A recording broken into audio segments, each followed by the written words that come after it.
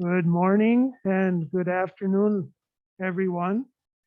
We are in the final hour of our March 31st session of the EU and US Climate Change Mitigation course. We also are coming up to the end of March, a month during which we have learned very much from guest experts who have agreed to present to us. Today, we are moving from Austria, Vienna, where we are at the University of Economics and Business, to the United States, to the state of Illinois. Some of the students in the course are also from the state of Illinois. And I am Bruce Murray. I am your host today. We are going to be learning about a new law called the Climate and Equitable Jobs Act, known as CEJA in the state of Illinois, which is a project that is now being implemented. It has been something that took a long journey. And we are seeing Sally Burgess, who is representing the Sierra Club of Illinois, not only, but primarily that. She likely will tell us the other organizations she also allies with in order to get the job done. We also have from the Illinois People's Action Organization, which is an organization with groups all over the United States, Don Dannenbring, and the Reverend Tony Pierce. They have agreed to get up early this morning to speak with us, and Sally Burgess is going to begin with a presentation on the history of CEJA and also a little bit about what made it so important for CEJA to be passed. And then we are going to learn more about how it is being implemented, remembering that passing a law is one thing, but making sure that it is implemented is another, and in many cases just as challenging as passing the law in the first place. Before we begin, I'm going to ask Dawn, who has requested that we show a video at the end of her presentation, if she could send that to my email address, and then I could queue that up for the second half of our session at the end of your presentation. And I also am ready to share my screen for the presentations. If that is okay with you, I'm going to do that now. And we will begin with the presentation by Sally Burgess from the Sierra Club, Illinois. Good afternoon, everyone. Pleasure to be here and very delighted to be with my colleagues, Don and Reverend Pierce. We are talking, as Professor Murray said today, about the Climate and Equitable Jobs Act, which began as the Clean Energy Jobs Act. So if you hear us use those names interchangeably, we started with CEJA, we ended with CEJA, but the name shifted slightly along the way. I want to mention that this is the second or third time I've had the opportunity to talk about this legislation since it passed. It passed last September. And every time I start working with it, I get emotional. And the reason I do is that those of us who have been part of this process know that it was a long, hard battle. And we also know that it's huge. This may be a once-in-a-lifetime opportunity for a lot of us to have participated in something that is so vast, and it has so much potential for not only the climate, but for equity in our state of Illinois. So we started with, we can go to the next slide. We started in 2016 with the Future Energy Jobs Act, and that allowed us to aim for 25% renewable energy, moving away from fossil fuels toward renewable energy. 25% by 2025 was the aspiration. It did that through providing financial incentives for solar and wind, and a program called Community Solar, and also a program called Solar for All. It also had an energy efficiency component and some workforce development. We knew, though, right away that that wasn't going to be enough. Next slide. So we began having community dialogues all around the state of Illinois. We had over 60 dialogues. Sometimes one person would show up, sometimes there would be 50 people. But we talked to the communities about what they saw for a renewable energy future. What did they need? What was their vision? And we took that information, and that informed the legislation that we put together and ultimately introduced in 2019. Next slide. At that point, once the legislation was introduced, we began organizing, we began lobbying, and we began negotiating. You can see we have professional lobbyists on one side of the slide, and then we have the state capitol filled up with citizen lobbyists wearing their green t-shirts. I'm sure Don, Reverend Pierce, and I are in there somewhere. This was before COVID, obviously. And we did this 2 or 3 different times to go to the Capitol and let our state lawmakers know that this was important. People from all around the state gathered in person to say, we really want CEJA to get across the finish line. So in the final months, we can go to the next slide. In the final months, we found ourselves negotiating with some key entities, all of whom had their own idea of what they wanted renewable energy to look like in the state of Illinois. So we had the Clean Energy Jobs Act, that was us, through the Clean Jobs Coalition. And as Professor Murray mentioned, Sierra Club is one part of that coalition. There are over 200 entities, including Illinois People Action, some educational groups, other faith-based groups, environmental justice groups, all the major environmental groups in the state of Illinois, smaller community organizations. And we put together this legislation in coalition. There was also the Labor Coalition brought forward the Climate Union Jobs Act. There was also a group called Path to 100. Their focus was more narrow. They were more focused on solar energy. There was the Consumers and Climate First Act, which was introduced pretty late in the process, pretty much in alignment with what we were looking for. And you can see that was put forward by Governor Pritzker. There was a Downstate Clean Energy Affordability Act brought forward by Ameren. And let me note that Ameren is one of 2 key utility providers in Illinois, and they fought us tooth and nail on this. They put a lot of money into discrediting our program, and then they put together the Downstate Clean Energy Affordability Act, which really had a lot to do with protecting their ability to keep fossil fuels going, but also to benefit from renewable energy as it would come along. And then there was the coal to solar bill put forth by Vistra. Vistra owns a lot of the coal power plants that have been retired and will be retired in the future. They wanted their sites to be converted to solar and battery storage. Next slide. What we were very clear about is that we would walk away from any deal that didn't center climate and equity. Climate meaning we need to get off fossil fuels, and we need to do it as quickly as we possibly can. We need to have more solar and wind, and equity to the extent that when FEJA was passed, good programs were put into place, but too many times Black and brown communities were leapfrogged over, and they did not reap the benefits of that program. So we were very clear, we'll walk away. If we don't have climate, we don't have equity, we don't have a deal. Next slide. We wound up with a deal.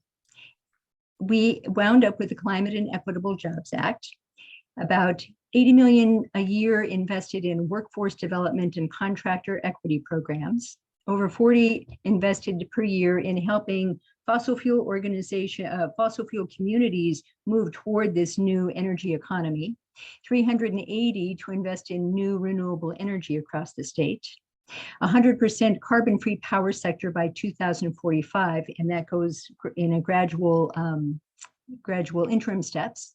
Our goal is to land at 50% renewable energy by 2040, and to put about 1 million electric vehicles on the roads by 2030. At the center is that 40% of these benefits and investments in solar power, electric vehicles or EVs, and the grid must go to equity investment eligible communities and persons. Next slide. So we made headlines.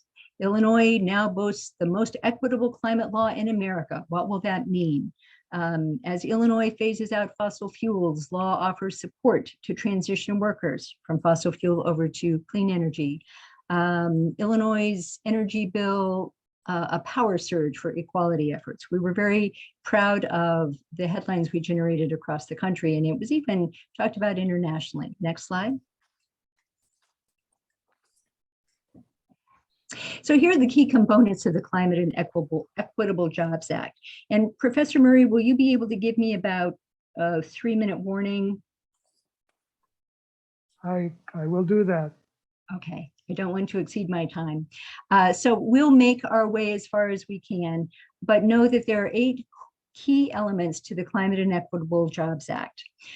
Jobs and economic justice, that was really, really important to us. Renewable energy, carbon-free power, just transition for fossil fuel communities, inclusive financing, energy efficiency, utility accountability, grid planning, and low-income relief. That's all one component, and electric transportation. Next slide.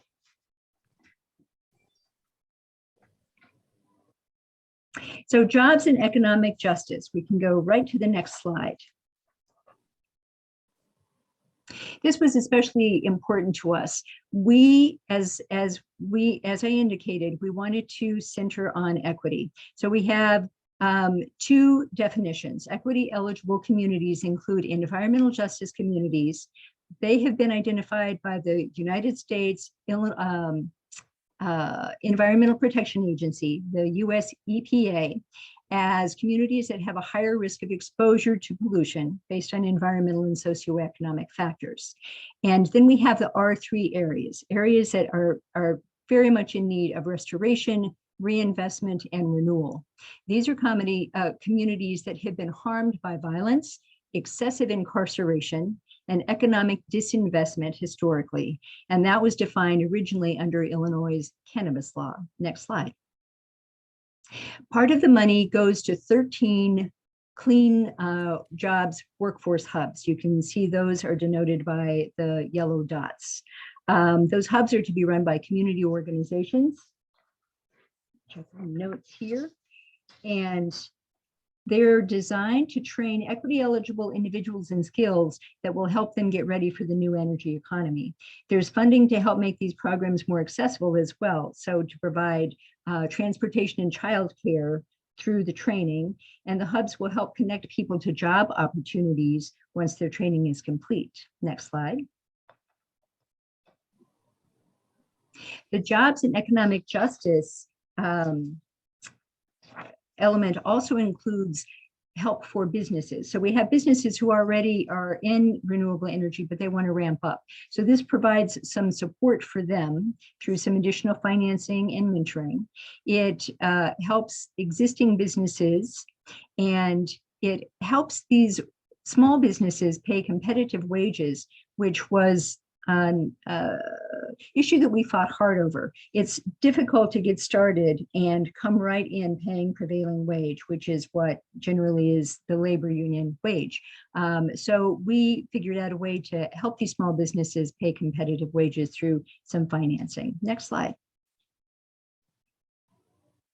So next we go component number 2, renewable energy. We can go right to the next slide. You can recall that in FIJA, the goal was 25% renewable energy by 2025.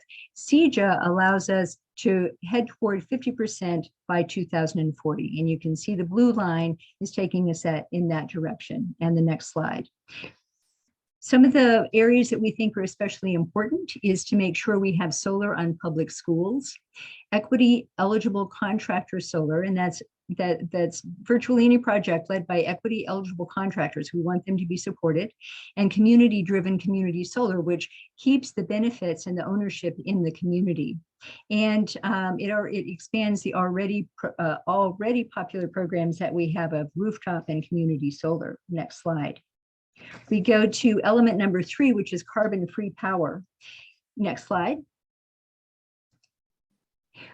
We knew that to protect the climate, getting off fossil fuels is the most important thing. We wanted to do it much faster than this legislation ultimately allows. Next slide. But what we are working toward is closing 7 private coal plants by 2027.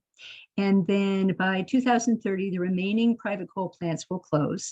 One of the things that we made sure was written into the legislation is a focus in environmental justice communities. So if there is a dirty coal plant or a dirty gas plant in an environmental justice community, they will be the first ones to close down. That's written into the legislation.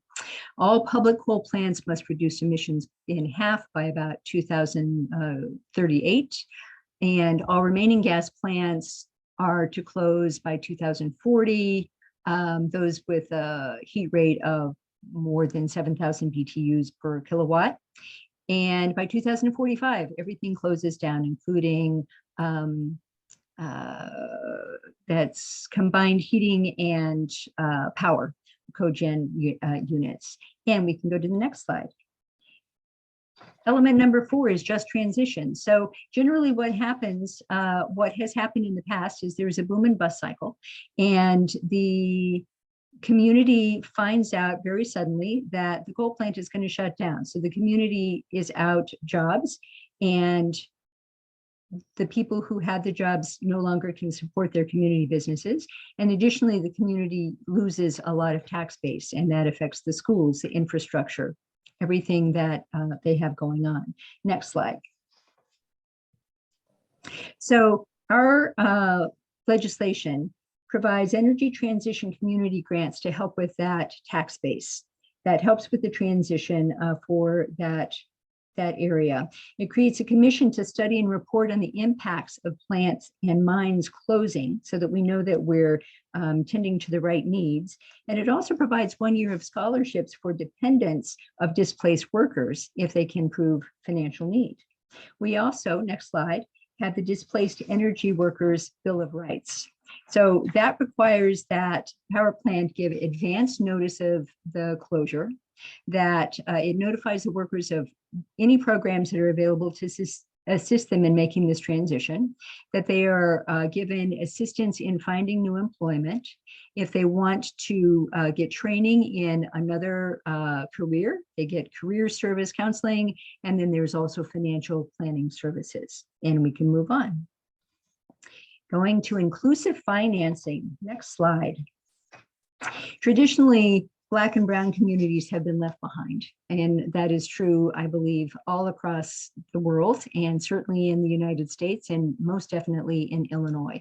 And we want to make sure that that doesn't happen this time around. So CEJA establishes 2 state-run programs and 1 nonprofit to support equitable financing for clean energy businesses and projects.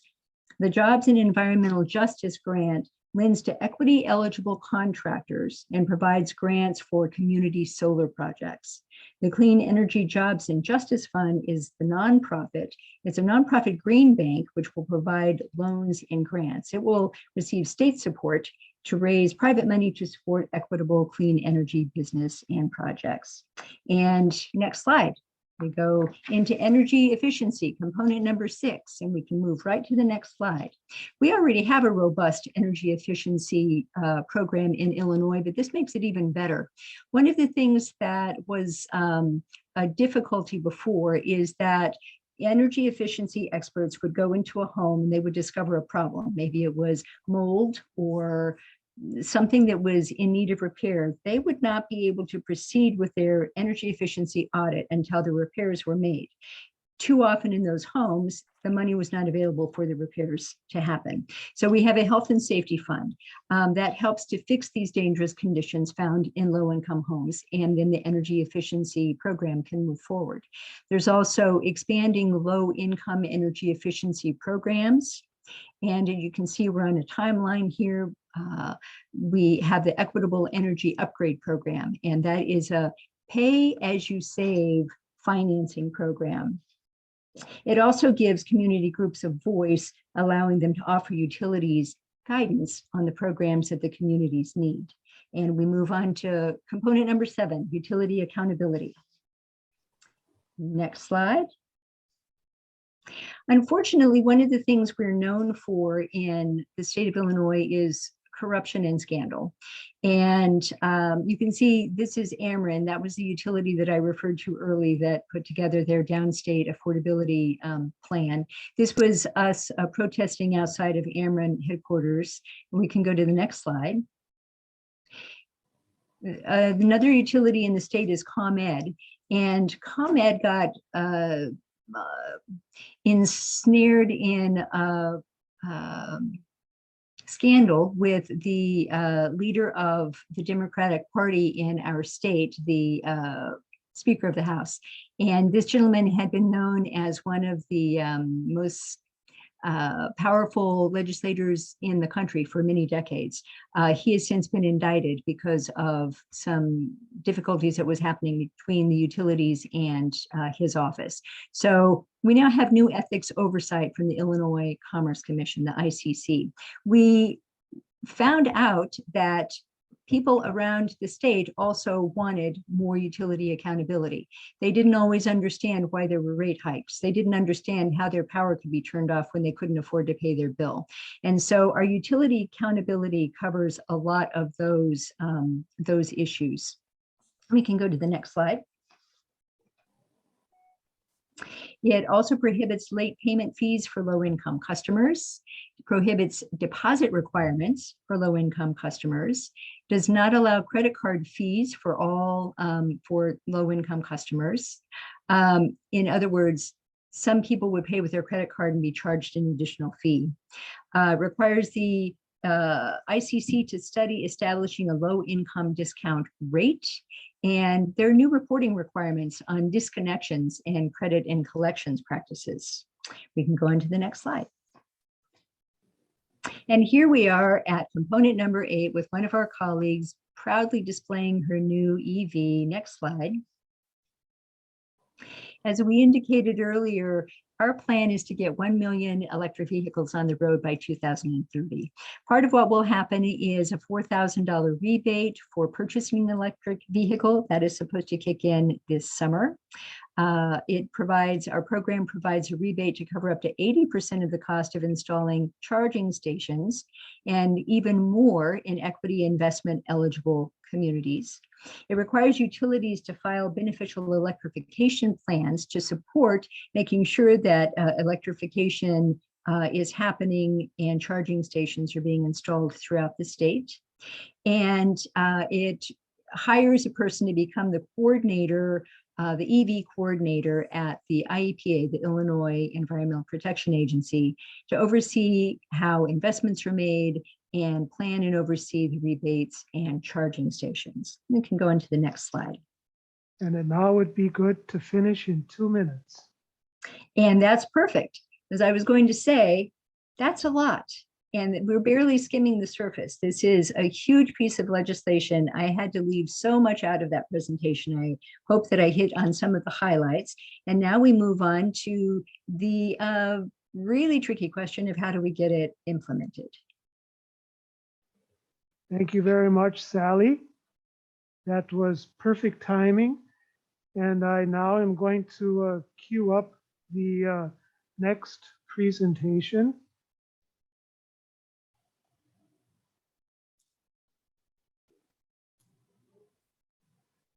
And also just take a moment to see if I have the link to the YouTube video, which I do.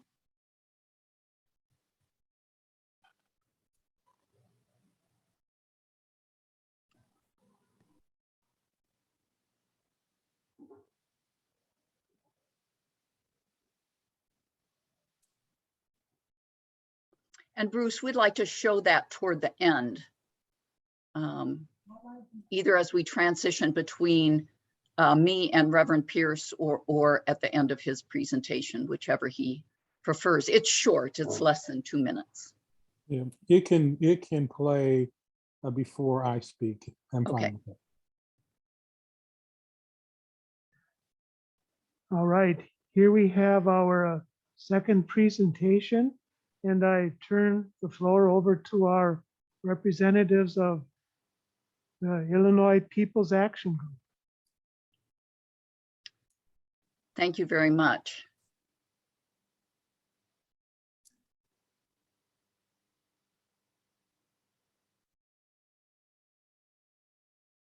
As Bruce is bringing up the first slide, which is just a little bit of a placeholder, I'll go ahead and just talk a little bit about the challenges of implementation. Illinois People's Action itself is a grassroots faith and community-based organization that brings everyday people to the table with decision makers. And increasingly, people are demanding a co-equal voice on climate and energy policy. We certainly find this to be true in Illinois. The coalition that came together to work on CEJA is several hundred strong. When I say several hundred, I'm not talking about people, I'm talking about organizations that have a membership base. So it's broad. And I should say that at this time, the states are really taking a lead in climate and energy policy.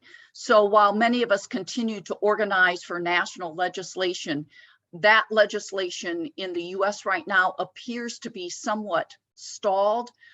Bruce, can you, this is the second, you've got the second slide up. I don't know if we can back up. I guess the first one really is kind of a placeholder. I think it's okay if you just want to stay on this. But it's the states that are taking the lead, and Illinois is being lifted up as a model that other states can follow. So what does it really mean to implement CEJA? There are many, many entities who are responsible for implementing portions of the Climate and Equitable Jobs Act. And as Sally mentioned, it's a huge bill, 956 pages. And I have a 10-page spreadsheet with all the various actions that need to be taken by certain dates and that are overseen by governmental entities or like utilities in concert with the government. And on this slide is just a very small section of that work. So as you can see on the slide, we have the Department of Commerce and Economic Opportunity, and they are responsible for getting the job and the contractor hubs up and going, for getting this prime contractor accelerator up and going, which is what's going to help us bring equity in this clean energy revolution that we are hoping to create. You know, we're moving ahead too fast, Bruce. I need to go back to the last slide. I'm sorry, my finger did that without me asking it to do it. Okay. How do I go back? Maybe you just come out and key back up yet, because I do kind of want to talk a little bit about the what's on the screen. So all of the pieces need to fit together for quite seamlessly for us to be able to hit the climate targets and the equity goals of the bill. And just because something is written into law does not mean that it will automatically happen. Our opponents really want to see this bill fail, and they're already actively trying to undo many aspects of the bill with bills of their own. And I'm guessing you all know that in Wien today, OPEC is convening. So their interests are about opening up oil reserves. Our interests are about going a completely different way. We want clean energy, and we want that with equity, jobs, and justice at its core. So even as our friends in government may not be, they may actually want to see what's happening that we passed in the bill, but they actually may not be moving the legislation forward in the way that we envisioned when we started the process almost 5 years ago. And an example of this is that some of the interaction that we've had before with governmental entities at Illinois People's Action, I'll just give an example of what that might look like. So we were fighting for stronger regulations. We actually wanted to see fracking outlawed, but a fracking regulatory bill was passed.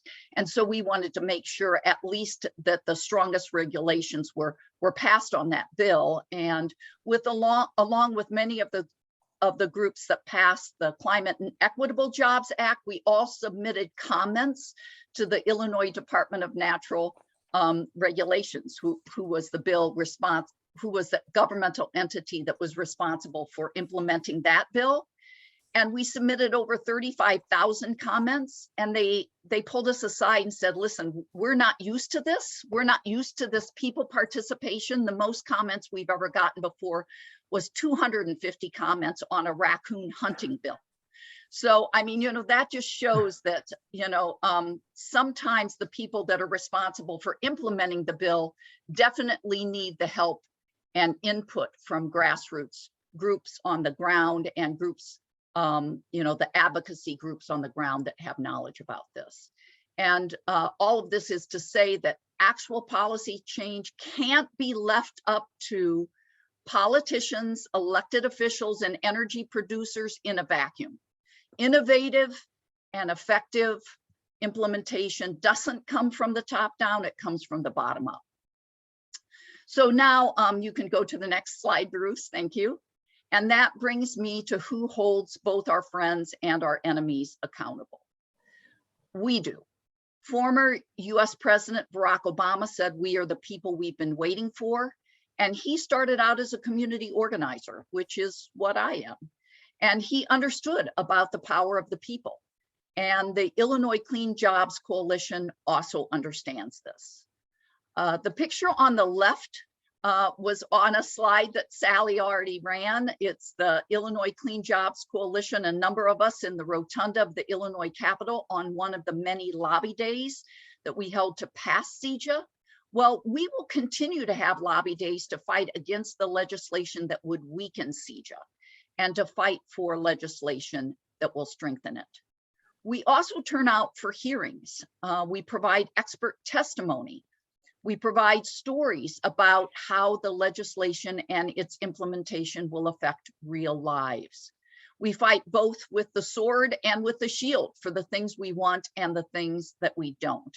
So the pictures on the right are from 5 consecutive nights of hearings that were held in McLean County in Illinois. And the state had already approved a permit to allow a fracking company to drill.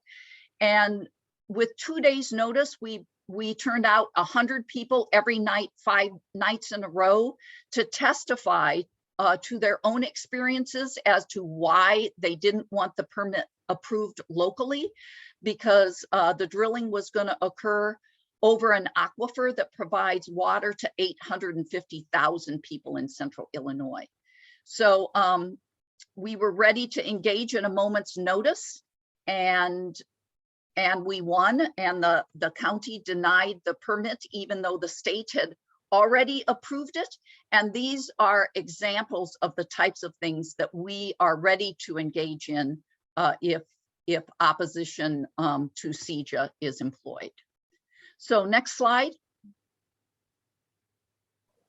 And these are some further examples of using people power to ensure that what we fought for actually happens. On the left are 2 photos of Illinois People's Action leaders testifying before the Environmental Protection Agency. And they were describing what it's like to be in a sacrifice zone that polluters had created in their community. And they demanded that the EPA come to see their community and to meet with people. And on the right, you'll see a flyer that we put out that Illinois People's Action organized this meeting with the EPA in Peoria, Illinois. And we had done this big action at an EPA event, and they agreed to come out. And in the morning, we organized about 30 of our leaders to be on a bus that narrated a 3-hour tour of the sacrifice zones in that community with the EPA. In the afternoon, we invited local and state officials to join us in a roundtable. And then that evening, despite it being the coldest night of the year with a terrible ice storm, 180 leaders packed the sanctuary of Mount Zion Baptist Church, a Black church in the heart of the polluted area, and they told their stories and demanded action. And we have been in ongoing conversations with the EPA ever since that time. So next slide. Sometimes we're working with elected officials who want to do the right thing, but they need cover to do it. And that was certainly the case with the governor in Illinois on the Climate and Equitable Jobs Act. So the two pictures at the top of this slide were an action we held at the state fair in the 11th hour. There were both opponents and people that should have been our friends, but maybe weren't totally our friends in the Illinois General Assembly at that time. And they were trying to water down the bill. So we held an action at the state fair to provide the governor, who wanted the same things that we did, to provide him cover. And he showed up at the event, as did the lieutenant governor. And then that evening, he called and thanked us for organizing the action, because it allowed him to go back to the General Assembly that afternoon and say, hey, listen, I'm getting pressure to keep these strong aspects in the bill. And the bill did pass with the equity and environmental components intact. At other times, we have to bring our elected officials closer to what they fear. All elected officials want to stay in office. And if they worry that they're going to lose their base of support by voting against their constituents, then they're more likely to vote in line with their constituents. So if being right was enough, we would have passed climate legislation with equity, jobs, and justice years and years ago. And we wouldn't still be in the fight to make sure that the law that we did pass isn't watered down and that it's implemented in the way that we want it to be. So we continue to build power. We're fighting against the biggest money on the planet, and we have to do with money. We have to do with people what they do with money. So Illinois People's Action, again, the organization that I work for, focuses on putting everyday people at the table with decision makers. And our motto is no decision about us without us. And while we work for systemic change, we recognize that we can also leverage the relationships we make along the way to make things happen too. And so at this time, I'm going to turn it over to Reverend Tony Pierce to talk a little bit more about how he's doing that to implement the types of things that we fought for in CEJA and in the precursor bill, FEJA. Reverend Pierce? Thank you, Dawn. And Bill, before you play the video, I've been monitoring the time. How much time do I have left? I would say that you could have 7 minutes at least. All right. Well, I'll hold off and we'll play the video at the end if we have enough time. I don't know if we will or not. Before I go ahead and talk about implementation, I do want to introduce a colleague that's on the call. I'm looking at him now. And I'm thankful that John Reinagel is on the call, is on the Zoom with us. And he is a colleague from Mozambique, and he's working on jobs and economic justice in Mozambique with us. And he's also heading up our Community Transformation Global effort, which is all about doing what we're doing here in the US and in Mozambique around the world. So with that said, I would like to just say briefly, welcome John from Mozambique. We are from 8 countries, from Austria to the United States, with Ecuador, France, Japan, the Netherlands, Spain, Turkey, and we hadn't had an African country representative, but now we do, and we're very thankful. Thank you. It's good to be here. Thank you, John. So with that said, then let me turn to the issue of implementation of job creation, because all that has been said is wonderful up till now, and all of that is really about getting the legislation in place to create an environment to then create the jobs, et cetera. And what I'm going to talk about is the creation of the jobs, et cetera, because you can have the environment, but if you don't have on the ground implementation, you may not get the jobs for the people you're intending to get them for. An example of that is when we look at BIPOC, Black, Indigenous, and people of color companies, et cetera, under the first round of energy legislation that was passed in Illinois, which was called FEJA instead of CEJA, BIPOC communities only got 2% of the revenues from that legislation, and BIPOC people represent 40% of the people in Illinois. So that can tell you how bad things can go.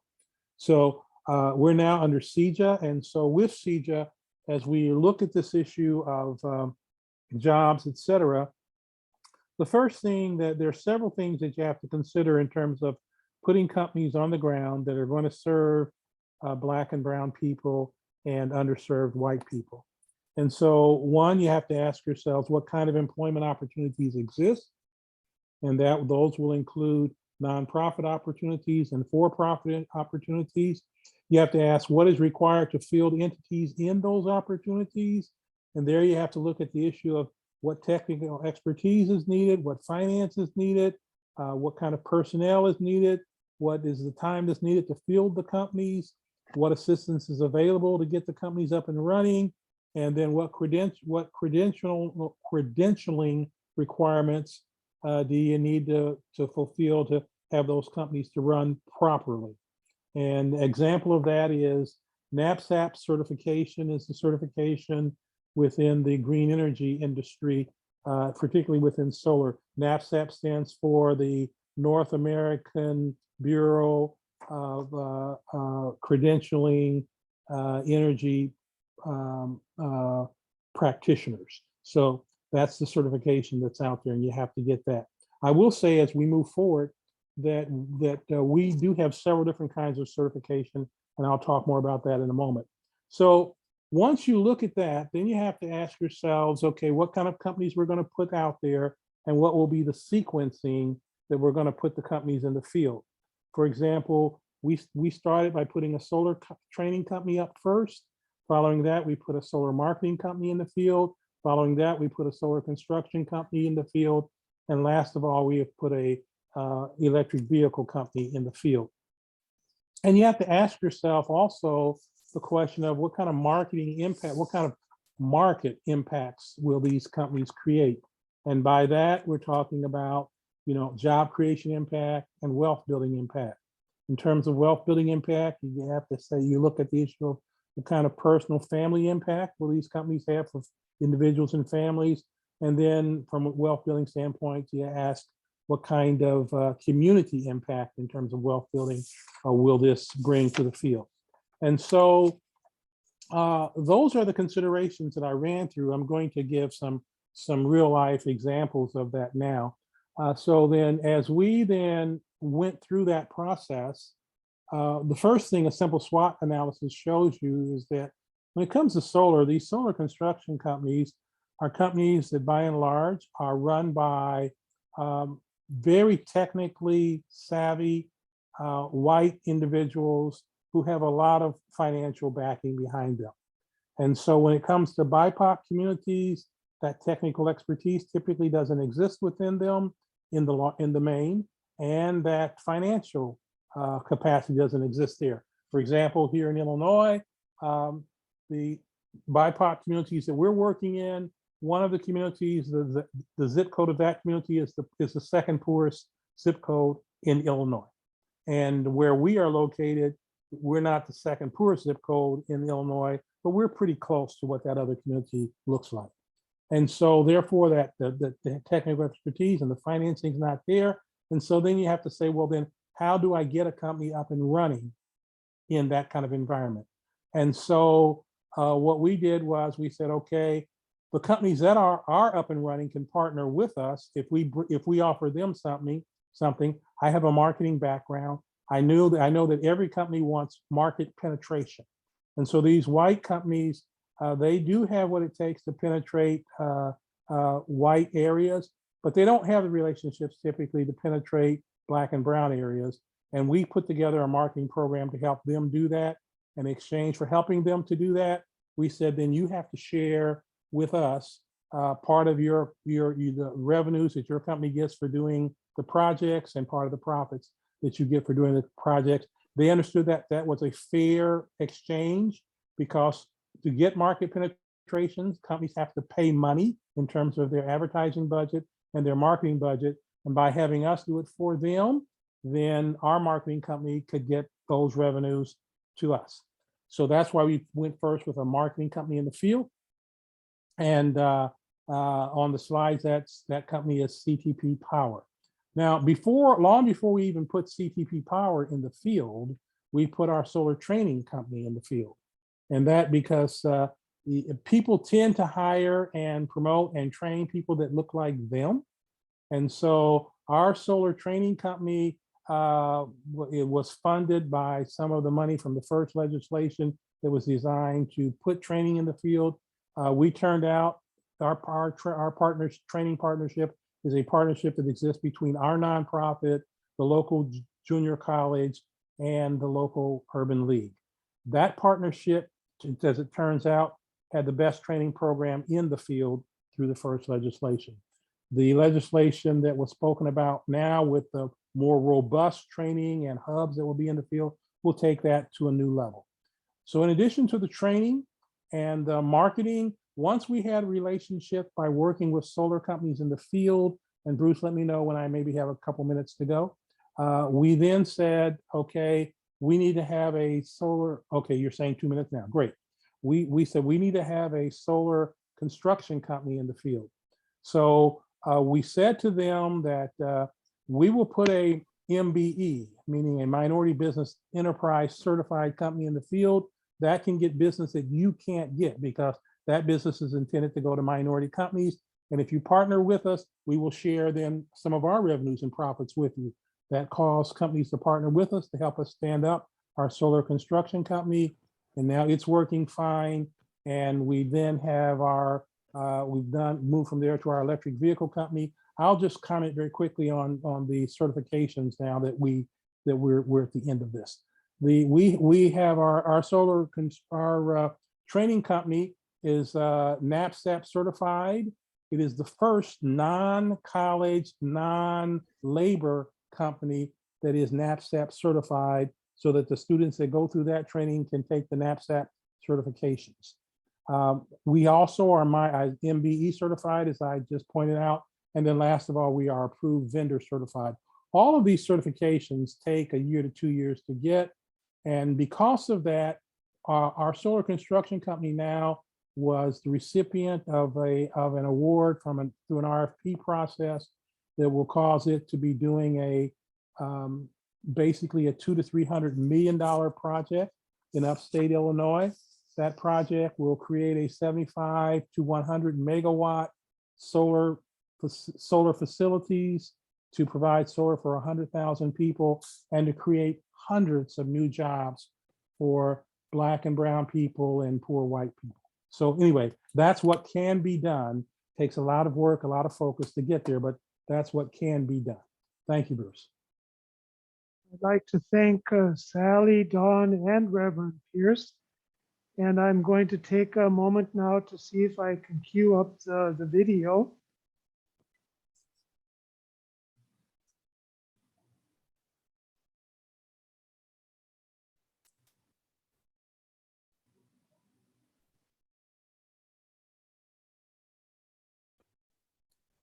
And Bruce, you probably know this already, but you'll need to enable the audio before you actually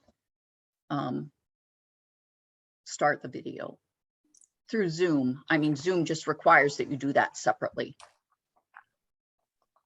And while Bruce is queuing up the video, I will say the person, Rakai Robertson, that you will see in the video, she will share that she had a 3rd grade math and reading level of education when she started with us in this.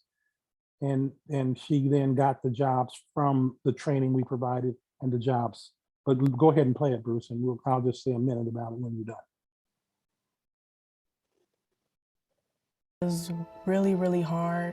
I worked at different restaurants. I pretty much had every single job you could think of. And in every job that I've had, I've been discriminated against. No type of career is offered for people like me.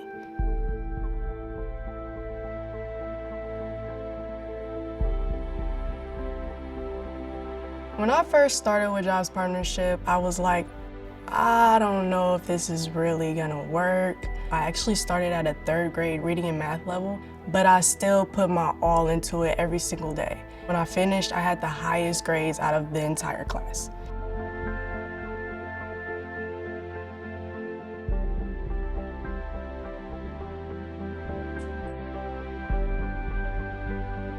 I feel like this was a dream come true because not only am I helping out the environment, but I'm also giving people in my community something to look up to. People look at me and say, "Are you a solar installer?" And I'm like, yes, I am, and I definitely love it.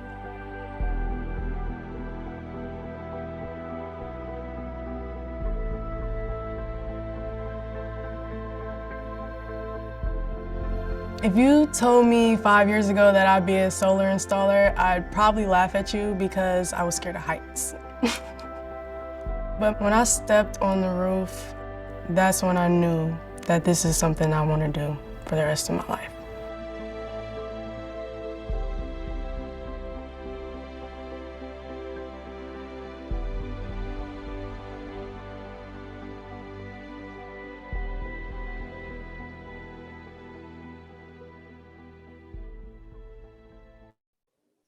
And Bruce, I'll say this, as now that we've seen the video, our communities are filled with Rakai Robertsons in terms of Black and Browns at the bottom of the socioeconomic ladder. These jobs now move these people out of the underclass into the middle class. They pay anywhere in our state from beginning salaries of $40,000+ a year up to $80,000 to $90,000+ a year. So that's moved Rakai out of the underclass into the middle class. And we do that through these companies and others like them for lots of Rakai Robertsons across the state. That at the end of the day, that's what this is all about in terms of economic justice. Thank you very much, Reverend Pierce. We are trying to stop another video from playing, and I'm seeking some technical support from my students. All right, sorry about that. Thank you very much for your closing statement. I know because I also am a resident of Illinois that what we just heard from Sally, Dawn, and from Reverend Pierce is a truly amazing story. And when I hear that we, the coalition, do this or do that, I still am completely awestruck by how that happens. For example, the story about needing to have 100 people come for 5 days in a row to give testimony and win. So I think I want to ask the first question, and then we'll open it up to the students. I'd like to ask anyone who is willing to talk a little bit about how you mobilize people. I'll be happy to address that. So we, as I said, we are a grassroots and faith community organization. We do have individual members, but most of our membership comes because churches have joined our organization. And we provide training for them about how community organizing works, and then issue training. And then there are representatives from each of our congregations who attend regular weekly meetings. And so our leaders are all ready to go when issues like that happen. So when that fracking permit was applied for, those were Illinois People's Action members that were mostly from just one community in Illinois. Those were Bloomington Normal Illinois People's Action members.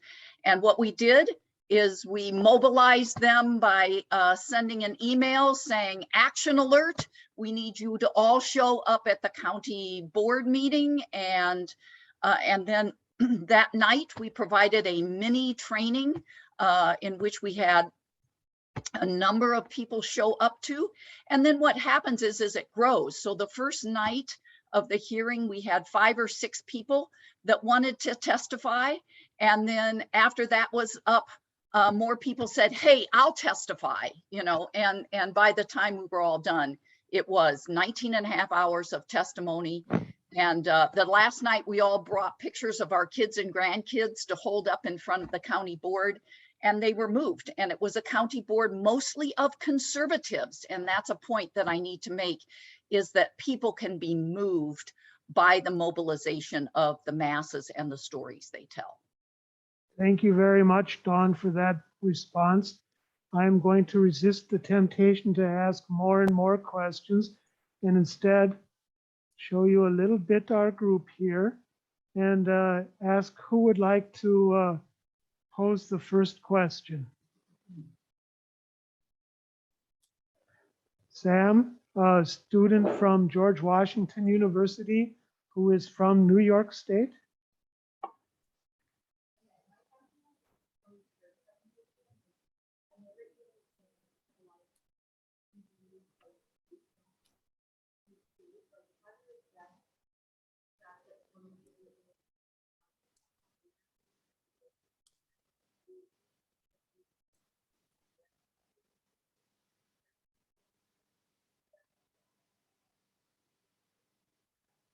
Were you able to understand the question? No, we can't hear. No. They're too far from the mic, so you'll have to interpret for us. All right, the question has to do with electric e-mobility charging stations and with knowledge that in a state like Illinois, many people in the St. Louis area, Chicago area, and elsewhere, Quad Cities, they cross over into another state to work every day. And is there a necessity to cooperate with neighboring states to make sure that there also are stations in the neighboring states? I'll give a stab at that, and Sally may want to jump in, I'm not sure. But that's a twofold question, actually. There is plans in place to be exercised to provide ride sharing programs so that you get less cars by having more people share rides. And hopefully those rides will be shared with electric vehicles. And there are plans being put in place now to have those electric vehicles be dispersed in areas where there'll be higher driving, such as along interstate passages and that kind of a thing. And so the programs are state-run programs. So Illinois can't govern what happens in Missouri and vice versa, but there can be some coordination, if you will, of how the programs work. And I don't know if Sally wants to add something to that or not. I don't know that I have anything to add from the perspective of our legislation. As a person who's been shopping for an electric vehicle and who has family a few states away, it's one of our concerns. How do we drive an electric vehicle to New Mexico and make sure that we can charge? It's my understanding that the manufacturers themselves are ramping up installation of charging stations. And that hopefully by the time, it's part of our goal in the state of Illinois, is that there's just going to be charging stations all over the state so that you'll be able to move comfortably about the state, even to the southern part of the state where it's more rural. But yes, that can be an issue. Now, I believe it is also possible with some EVs to charge them not at an official EV charging station, but don't quote me on that. I'm not positive about the specifics. I don't know if that's helpful. No, let me add this to that also, Sally. There are two kinds. You are correct in that regard. There are two kinds of chargers. There's a quick charger, which is what you will see on the interstates and that kind of a thing. And then there's a slow charger, which individuals can have in their homes or wherever they can charge the vehicles in a matter of hours or during the day or overnight. But what we are also about, though, is social justice. And if it's only the manufacturers that are allowed to be in charge of the charging stations, which will be the gas stations, if you will, of the future, then that's locking BIPOC and equity eligible individuals and communities out of that game. And we're pushing very hard to make sure the subsidies go to these community-based groups and equity eligible groups so that BIPOC individuals and poor whites get to own some of these gas stations of the future instead of just having that all go to the status quo upper 1% or 10% of the people. What is clear is that this 956-page law can accomplish amazing things in the state of Illinois. The authors also, I think, have gone to New Mexico to talk about the possibility of it working there. And we are extremely interested in looking for those kinds of things that can help accelerate climate change mitigation. So it sounds as though it would be great if people in Missouri and in Indiana and in Wisconsin, in the neighboring states, would also become interested and also impressed by the amazing work that you were able to do to put together that really complex legislation. I'm going to say it again, I'm awestruck. And, I think we have time for one or two more questions. And it could be, David, would you speak loudly to see if our microphones are working? If not, I'm going to ask you to come here.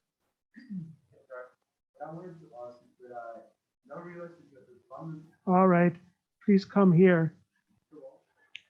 This is David Mata, and he is an Austrian student from Upper Austria, a place where there is a lot of steel production, but it looks maybe a little, not quite the same as in Gary, Indiana.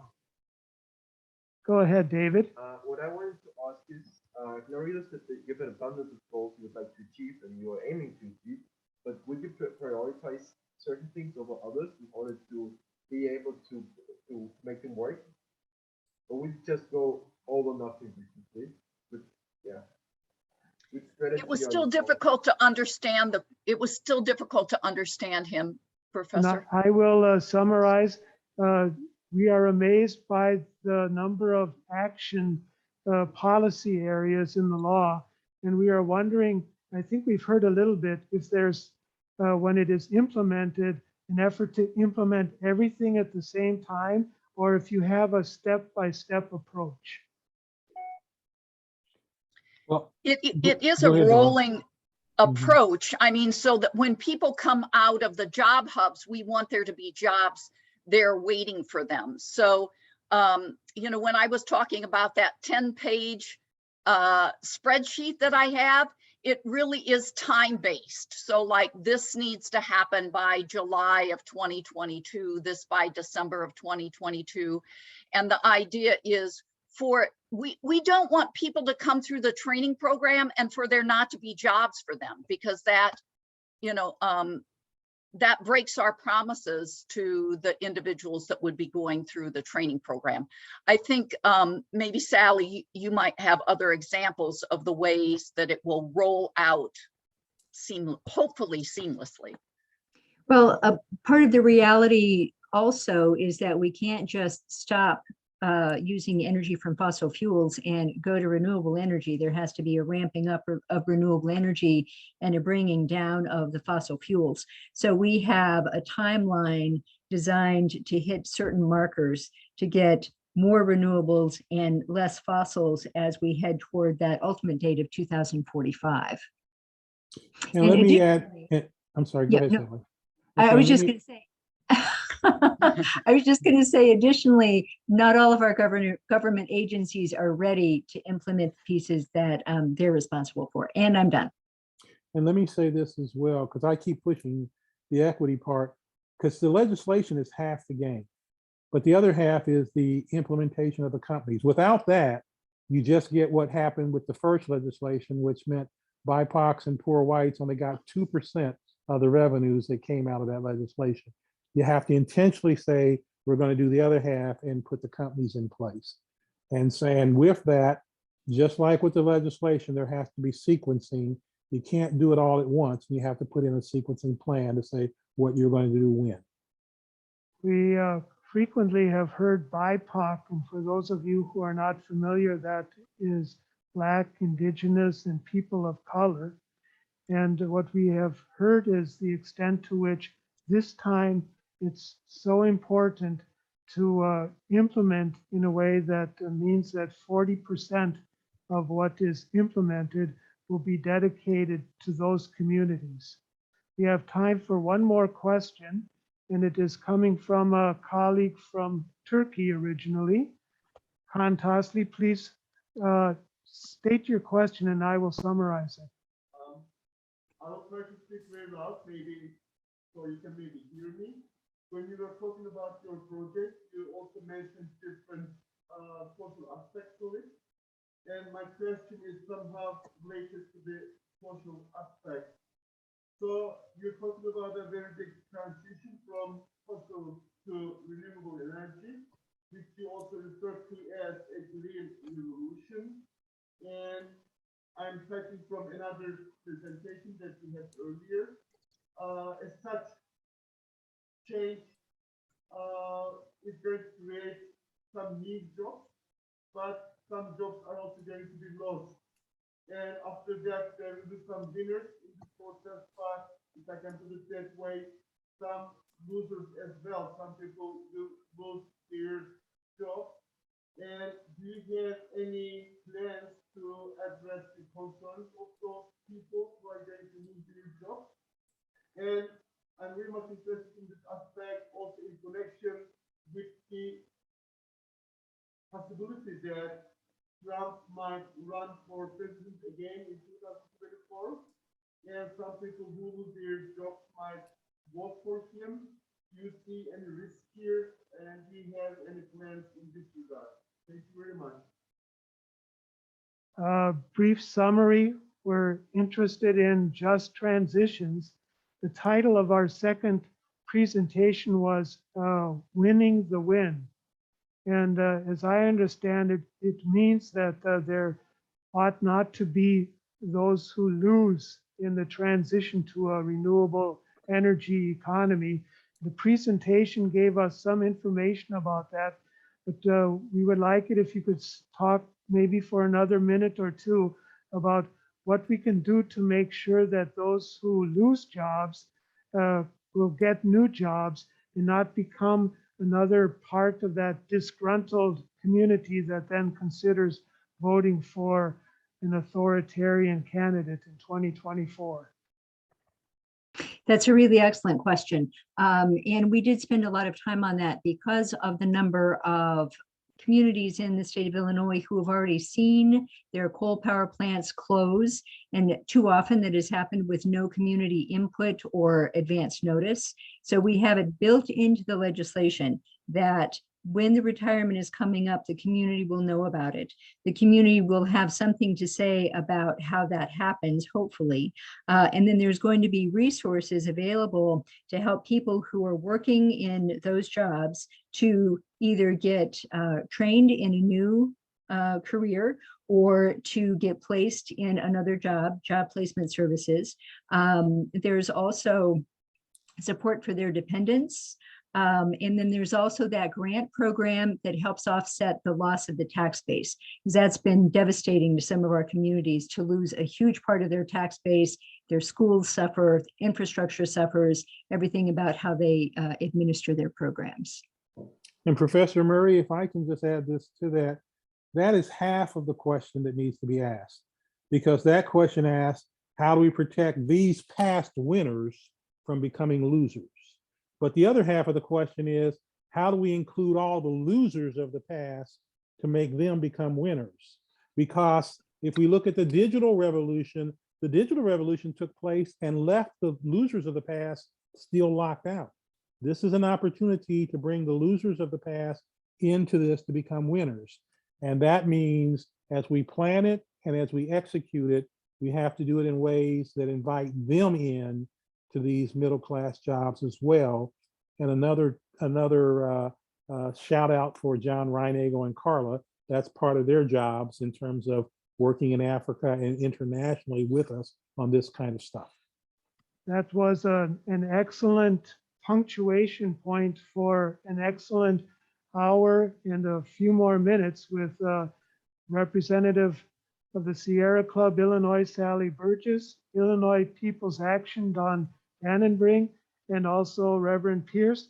And I want to thank you again so much, not only for being with us today, but for all of the amazing work you've done for creating something that I think is going to continue the attention, creating attention nationally, and we hope also globally with the work that we're doing. We're going to stop the session now, and I'm, for the entire group, thanking you very, very much. Vielen Thank Dank you. für heute. Thank you. Gern geschehen. Thank you. Thank you. Thank you.